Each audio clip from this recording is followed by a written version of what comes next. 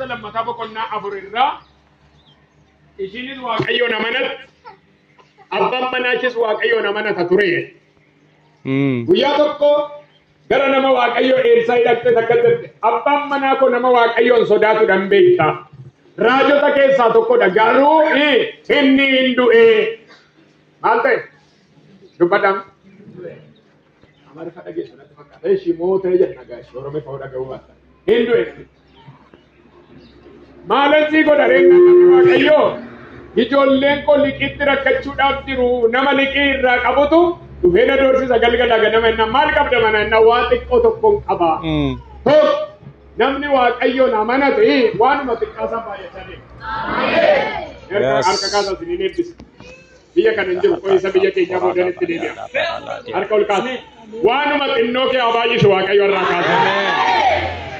Yaa Waaqayyo namanne taanaan ani nan barbaada. Waanuma xiqqoo kee eebbisu Waaqayyo.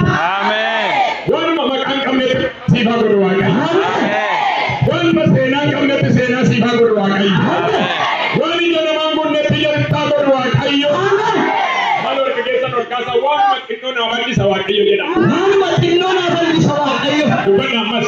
Waanuma xinnoo naa bal'isa Waaqayyo. Dubbadha sagalee kaasaa. Waanuma xinnoo naa bal'isa Waaqayyo. Dubbadha sagalee guddaa. Waanuma xinnoo naa bal'isa Waaqayyo.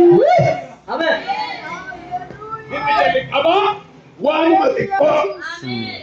Dubartittii waaqa amanattee gara nama Waaqayyo Elsaa'i dhaqxe waan ta'eef maaltu jira na waanuma xiqqoo nan dhadaa ejersaa cuggee xiqqoo tokkotu jirti. Dubartittiin ishiin Eeliyaasii maxinoo maxxinte immoo akka jette daakuu qonyee tokkitti jirti jennaan waggaa 3 ji'a jaara kinni mana keenya. Nagama? Waggaa meeqa? Waggaa 3 ji'a jaara qonyee tokko jechuun waan akkanaa ta'u abee harka waaqa. Waan mana. Bahada sekete wilidin abu. Amantiin gowwummaa waan jedhanidha. Gamna hin ta'in ati taala harka kee fuulduratti. Waanuma manaadha. Baay'isee na jiraachisaadha. Waanuma manaadha. Irraa afaa godhee na jiraachisaadha. Dubartittiin akka jette waanuma daakuu nan ani ilmi koo galleerruma nyaanneetu guyyaan baruu duuni yoo dhufe nu fuudhee adeemu innan lakki innan waa'ee du'aa miti maal innan amanattee taa'e sitti na erge waan ta'eef. Ameen. Achis rakkina achis ati garuu irraa. Akka kaasime siin galle dhugaa Waaqayyo siin galle. Ani amma dhimma maalii nanni burraa afaa taatee jiraata. Nama amanettan dhufu hunda miti namni Waaqayyoon amanatee jiru irraa afaa ta'ee jiraata. Ameen. Dubartittiin akkas jedhe namni Waaqayyo akka gootu ollaadhaa odaa duwwaa maal godhi? Sabsibi. Odaan beektanis meeshaa duwwaa walitti qabiiti manatti walitti qabadhu. Ati daa'imoonni kee maal ta'e cufadhaa balbala. Warri siraasan akka waliin galle. Warri odeessitoonni warri dinqii Waaqayyoo maatti hin fakkaanne akka waliin galle itti cufi balbala. Baran Madiina keetti balbala cufee si haa eebbisu. Ameen. Sineebbisa si haa eebbisu Waaqayyo. Warra si gaadanitti ija cufee si haa eebbisu Waaqayyo. Ameen. Nan dubbadha si haa eebbisu Waaqayyo. Maal harka ol kaasa eebbi Waaqayyo na argata jedha sirriitti. Eebbi Waaqayyo na argata. Dubbadha sagalee guddaadhaan. Eebbi Waaqayyo na argata. Har'a nan arga namoota baay'ee Waaqayyo diina kee ija qabee si eebbisa.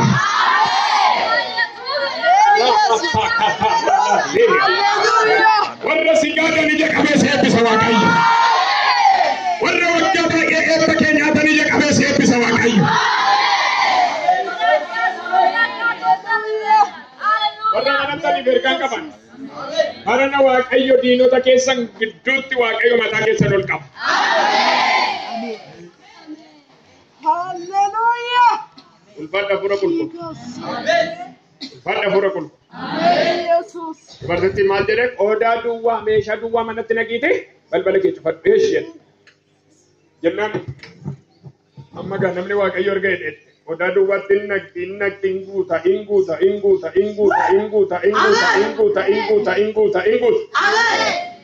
Ton ishiin as hiriira galcheetti guutee sin argisi inuma guutaa dubartittiin akkamitti ta'e hin jenne. Oli. Amen. Amma Waaqayyo nama tokko naarra sirratti jalqabu Achi dhaqee hojjechiifachuutti warri xibaartonni. Ani garuu waa tokkoon hima harka isaarraa eebbiba namarra nama tokko. Yaa Waaqayyo nama naani manni koo maatiin koo harka keerraa nuuf haa banamooli.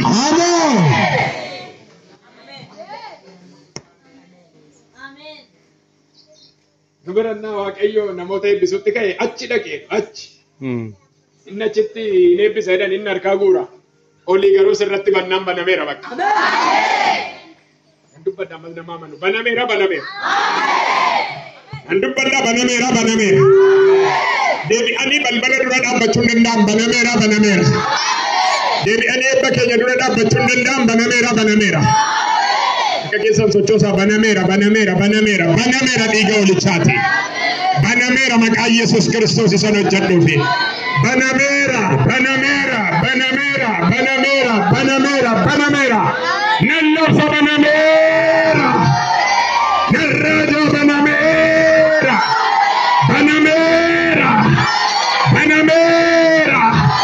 banameera. Takabto.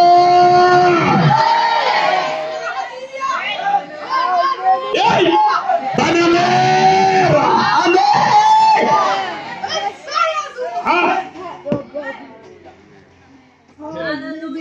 Yeroo tokko biyya kana mana gadonnatu as keessa jiraattanii daldala seeraan alaa hojjettu yoo ta'e waajirri galii dhufee maal godha saamsameera. Namni tokkotti bu'uu hin danda'u. Isaanumatu dhoobaa kan kaasu eenyuun isaanuma kan nama dhibu keessaa waan isinitti hima isa keessa jira waan ta'eef waa isinitti argisiisa. Gaafa dhufanii Daawit biraa dhooban suura kaafatu. Isaan irratti mallatteessa. Gaafa eeyyamame immoo haa hojjetu irraa kaasee jedhanii isaantu eeyyama. Garuu waan argine isa diinni waggaa meeqa sirratti cufee hin danda'amu jedhe ergamaan tokko dhufee garuu irraa tarsaa. Nama amanurraa hunda miti. Waaqayyo akkas naan jedhe warra na amanatan irraa balbala cufame hin bana naan jedhe. Warra na amanatan irraa diinni kan itti cufame irraa bana jedhe Waaqayyo. Warra na amanatan carraa isaanii qabame hin gadhiisisa naan jedhe Waaqayyo. Warra na amanatan maqaa isaanii bilisa baasa naan jedhe Waaqayyo. Mee arguun keessan ol kaasaa har'a alaabaa saakaaterii deebi'a. Oluma kaasaa harka keessan ija walitti qabadhaati. Releveneme saakaaterii deebi'aan. Harka ol kaasaa harka. Ameen hafuura qulqullu. Harka ol kaasaa ija walitti qabadhaa. Harka ol kaasaa. Oluma kaasaa harka. Ija walitti qabadhaa harka ol kaasaa. Hey, Yesus. Amen. Oluma kaasaa harka. Oluma kaasaa. Odara alabas seketere levenemesia. Obboleetti tokko rifeensa irratti hojjechiisaniitu kan ishii cufameera jedhu rifeensa irraa kutanii irratti hojjechiisanii kan ishii cufameera jedhu nan arga tol lallabu aburri waaqanatti dubbata. Rifeensa ishii kutaniitu umurii dargaggummaarra jirti cufaadha jedhanii jennaan cufaadha kanaan booda hin milkooftu cufneerra. Inni milkaa'insa hin qabdu jedhu amma garuu ifni Waaqayyo dhufeennaa hidhaarraa kutu nan arga. Harkuma ol kaasaa lafa dhoofti ishiin harkuma ol kaasaa kaa'ati. Tokko lama sadi eeggaddoonni lafaan dha'u. Abidda samiirra. Teekit Hooligoos. Ibidda sammuu ishee irratti bu'aa hin dandeessu. Hin dandeessu nan arga abidda bu'aa jiru. Teekit mighty name of Jesus. Alaan jedhee sagalee guddaadha. Sagalee lafa dheera. Yaa. Alaan lafa dheera. Baasaa qaba. Akka walitti gosa gosa.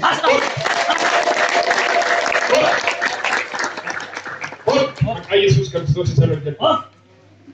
Alaan isiin jedheera maqaa Yesuusii. Calaan. Harka baaneerraa.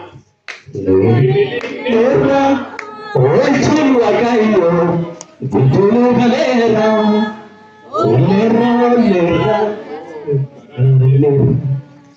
Harka baanee. Seetanni hojiisa hammate ragatiisa Yesuus tarkaa fuudhee fiixaan ba'umsasaa. Yesuus tarkaa fuudheera. Yesuus tarkaa fuudheera. Fiixaan ba'umsasaa. Harka keessan ol qabame ammas. Yesuus tarkaa fuudheera. Yesuus harkaa fuudheera. Itaan ba'umsa isaa. Harka ol ka'ee kun ibiddaa fudhata.